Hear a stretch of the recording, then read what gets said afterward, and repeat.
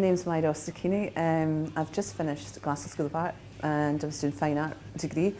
Got a background in fashion though, so I'm really interested in body as landscape. Started off as a hairdresser into retail, but felt there was a lot more creativity and just started a shop with no training, no background in fashion at all. And just there was a sense around that time of you can do it. So it was quite easy for me to take that forward and just open a shop in Falkirk originally and moved through to Glasgow because there was more opportunities. Now I look back, I think, oh my God, some of that was really badly made, but I think that adds to it the uniqueness of hand-painted things. I mean badly made by hand painting, not printing, where some people would say you can't do that, but I've always been that kind of person that you can. So a lot of it was maybe pinned together and not Versace dress, big pins, it was actual safety pins and things.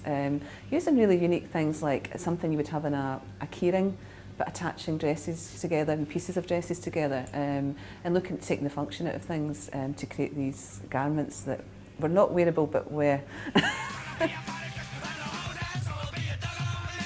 Myra, talk us through 1970s fashion there. We've got a few images in front of us, but what was it like and how did it progress? What were you wearing? Pillowcases. Lots of colour, really vibrant, although everybody thinks it was black and really dowdy. I think it was really exciting through form, colour, texture and what people would, I suppose, express themselves. Okay. Upholstery was a very common factor in the clothes I designed back then and wore.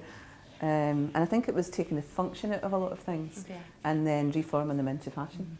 I do remember like the halter necks and feeling fat. I think everybody doesn't matter. And back then you look really skinny, but it's just that thing, you know, you look back and you always feel like, oh God, I was fat, but you weren't. It was like these like mini waists and like halter necks and t-shirt and the hoop in the middle. Yeah, the kind of metal denim shorts. Totally. And these enormous shoes and Sasha shoes were the thing everybody travelled to Glasgow for. So were they made in Glasgow? I'm not sure. I remember just the shop was in Trongate. Everybody travelled and it was this, we're going through to Glasgow to get our Sasha shoes. It was this really exciting thing.